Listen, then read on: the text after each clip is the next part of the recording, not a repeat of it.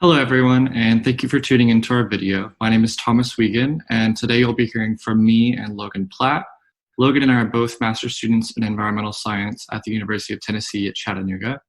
And today we'll be summarizing some key points of Dr. Kay Holekamp's fine seminar on social evolution in hyenas.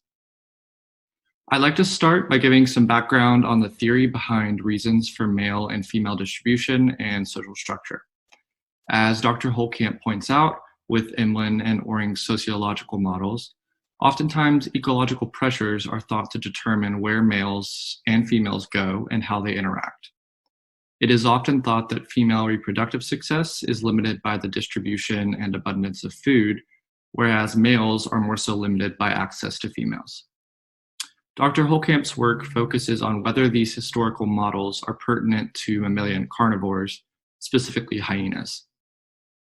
The large majority of mammalian carnivores are solitary, and they occupy positions at the top of food pyramids where access to food resources can be extremely limited. However, there are some that exhibit different forms of sociality, and in terrestrial carnivores, we see a continuum of sociality, from asocial to obligately gregarious species. Some species within this order live alone and associate in groups only during reproduction, while others live in fission-fusion societies characterized by pair bond relationships or stable groups with members that spend time both alone and in subgroups. We see here that bone-cracking hyena species are in this fission-fusion group that are more social than some others. Next, I'll give a brief overview of the 4 extant hyena species still living in the wild today.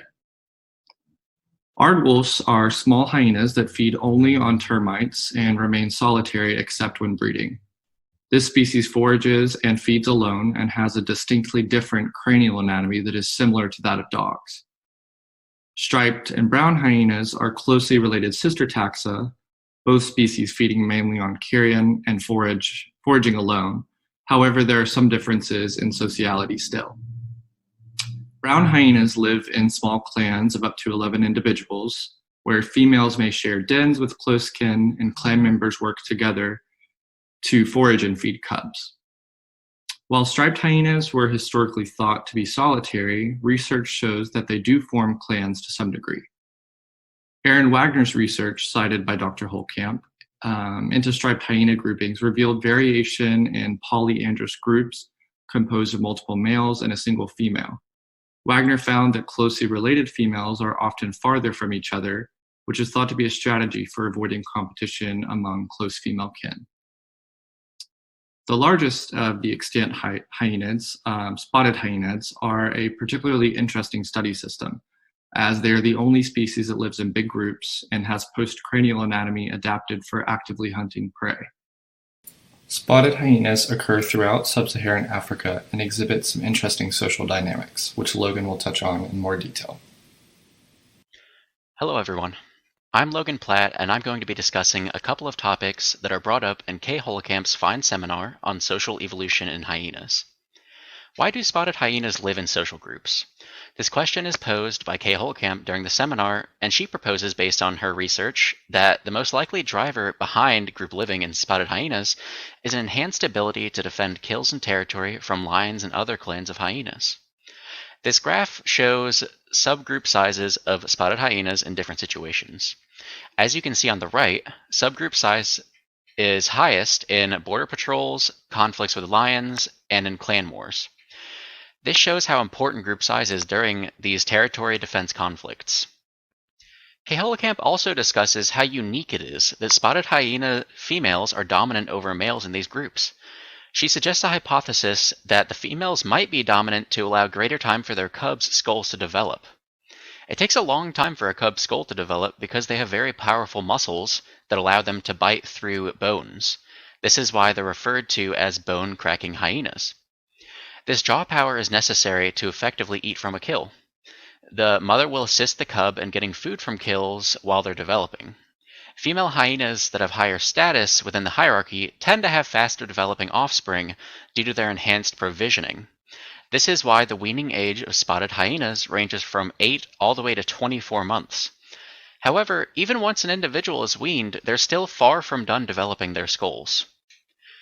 This picture depicts spotted hyena skulls at 3 different ages. Skull A is 7.53 months, Skull B is 14.4 months, and Skull C is 22.2 months. As you can see, even an individual weaned at 14.4 months is not done developing many important parts of their skull. A well-developed skull is very important because it provides greater attachment sites for muscles that are important for biting power. Because of their underdeveloped skulls and jaw muscles, juvenile spotted hyenas are unable to eat nearly as quickly as an adult.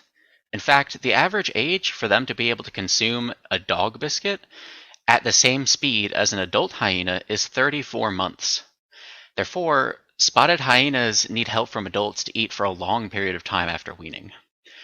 These graphs show the proportion of cubs that survive after weaning in different scenarios. In graph A, the circles represent cubs who have high-ranking mothers, while the triangles are cubs who have low-ranking mothers. The cubs with high-ranking mothers are much more likely to survive after weaning.